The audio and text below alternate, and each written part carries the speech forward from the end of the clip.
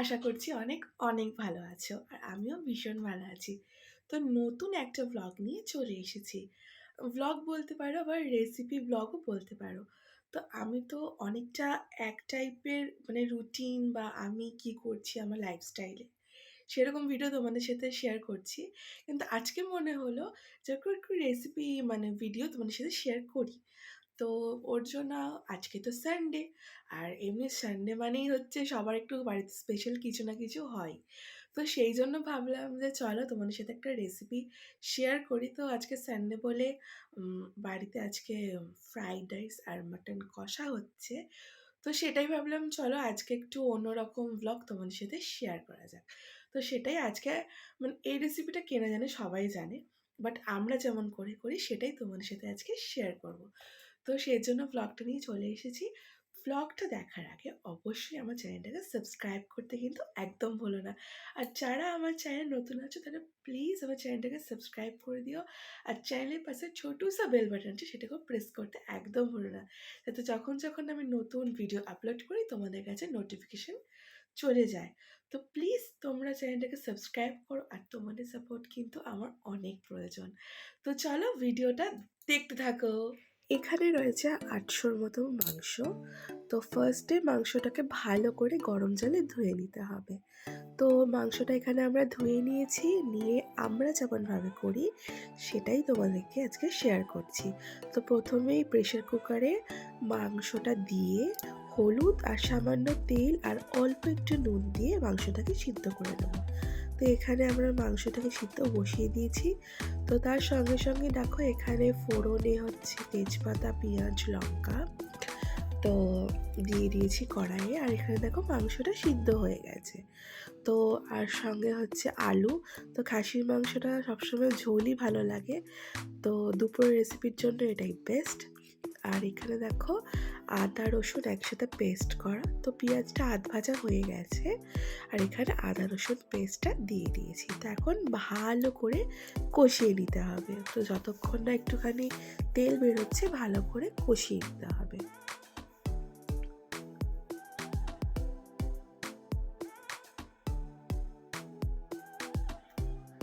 তো এরপরে দিয়ে দিচ্ছি একটু চিনি, যাতে পেঁয়াজেতে তেলেতে ভাজলেই অল্প একটু চিনি দিলে খুব ভালো কালার হয়। তারপরে দিয়ে দিলাম টমেটো। তারপরে দিয়ে দিচ্ছি হলুদ আর লঙ্কা গুঁড়ো। আর তারপরে দিচ্ছি হচ্ছে এখানে কাশ্মীরি রেড কালার। তো সব কিছু দিয়ে ভালো করে মিক্সিং করতে হবে আর ভালো করে কষাতে হবে, যাতে ভালো করে তেলটা বেরিয়ে আসে। তারপর দিয়ে দেবো সামান্য একটু জল, দিয়ে ভালো করে 5 থেকে 7 মিনিট খুব ভালো করে কষাবো।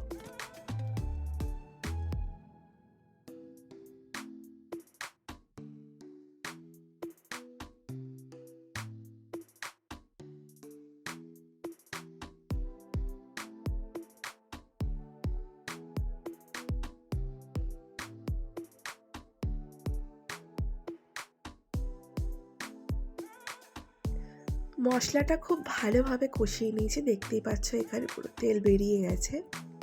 এবার আস্তে আস্তে মাটনগুলো দিয়ে দিচ্ছি। আস্তে আস্তে সব মাটনগুলোই তো দিয়ে দিয়েছি। তো এবারে হচ্ছে মাটনগুলো দিয়ে ভালো করে কষাতে হবে। তো মাংসটা তো সিটি দিয়ে নিয়েছিলাম, তো ওর জন্য তো মাংসটা অলরেডি নরম হয়ে গেছে। তো একটুখানি 10 মিনিট মতো ভালো করে একটু কষিয়ে তারপরে জল দিয়ে তারপরে মাটনটা রেডি হবে। তো এখন মাটনটা দিয়ে একটু কষিয়ে নিই। তো দেখতেই পাচ্ছ পুরো রেয়াজি মাটন রয়েছে।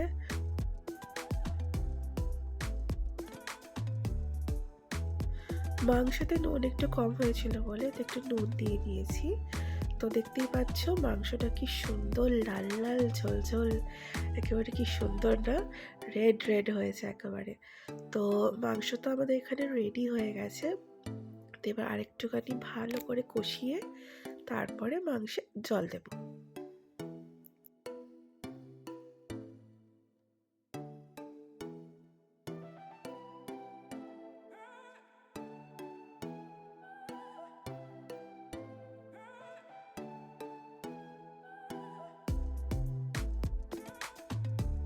মাংস কষানো তো হয়ে গেছে। তো এখন এটাকে ঝোল করার পালা। তো যখন মাংসটা সিদ্ধ করা হয়েছিল, তখন মাংসের সঙ্গে যে জলটা থাকে স্টুটা, তো সেটাও রেখে দেওয়া হয়েছিল। এখানে গরম জল ফুটিয়ে তো কষা মাংসটাকে এটার মধ্যে দিয়ে দেওয়া হয়েছে। তো এইটাকে একটুখানি গরম মসলা দিয়ে হালকা ফোটাতে হবে, তাহলে রেডি। আর এখানে দেখো আমাদের কষা মাংসও রেডি। তো এখানে নেক্সট চলে আসি, এটা হচ্ছে রাইসের জন্য রেডি করা হচ্ছে। তো এখানে জল নিয়ে নেওয়া হয়েছে, তার মধ্যে একটু এলাচ, দারচিনি, তেজপাতা আর রোজ ওয়াটারটা দিয়ে দেওয়া হচ্ছে।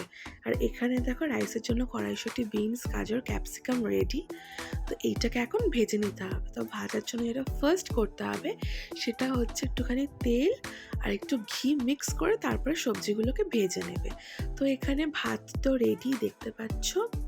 আর ভাতটা যখন মানে করবে তখন নুনটা ভাতের সাথে দিয়ে দেবে, টেস্টটা যাতে ভালো হয়। তো দেখো এখানে অন্য একটা পাত্রে মা ঘি গরম করে তারপর রেডি করেছে। তারপর যখন ঘিটা গরম হয়ে গেল, রাইসটা দেখতে পাচ্ছ দিয়ে দিয়েছে, যেমন বিরিয়ানির লেয়ার করে সেরকম। তো রাইস দেওয়ার পরে দিচ্ছে হচ্ছে মা এখানে সবজিগুলো দিয়েছে, চিনি দিয়েছে। আর এটা মায়ের স্পেশাল দেখো একটা মশলা আছে, যেটা মা রাইস করলেই দেয়। তো তোমাদের যদি অবশ্যই জানার ইচ্ছে থাকে তাহলে অবশ্যই বলো, আমি নিশ্চয়ই তোমাদের কাছে মায়ের কাছ থেকে জেনে মশলাটা কীরকমভাবে বানায় তোমাদেরকে অবশ্যই জানাবো। আর প্লিজ তোমরা বলো, আজকে তো ফার্স্ট টাইম এরকম একটা রেসিপি ব্লগ দিচ্ছি, তোমাদের যদি এরকম অনেক রেসিপি জানার থাকে যে আমরা কেমন করে করি, ও অন্যরকম যেরকমই মানে রেসিপি হোক, যদি বলো যে তোমরা জানতে চাও, তো অবশ্যই সেটা নিয়ে ভিডিও অবশ্যই করব। তো দেখো বিরিয়ানি লেয়ারের মতো পরপর যেমন করে করে, তো মানে চালটাকে দিয়ে তারপরে মশলা দিয়ে, মানে তারপরে সবজিগুলো দিয়ে নুন দিয়ে হালকা, কারণ অল্প নুন দেওয়াই ছিল, হালকা নুন দিয়ে আর মশলা দিয়ে চিনি দিয়ে এটাকে রেডি করছে। তো দেখতেই পাচ্ছ যে মা এখানে পুরো রাইসে যেমন করে করে তো সবটা রেডি করে নিয়েছে। আর হ্যাঁ, কাজু কিশমিশটা আগে থেকে ভাজা ছিল সেটাও দিয়ে দিয়েছে। তো দেখো লাস্ট ফিনিশিং যেটা বাকি ছিল মা করে নিয়েছে। এবার একটুখানি সামান্য ঘি দিয়ে দিচ্ছে ওপরে। তো আমাদের রাইস কিন্তু এখানে পুরো রেডি।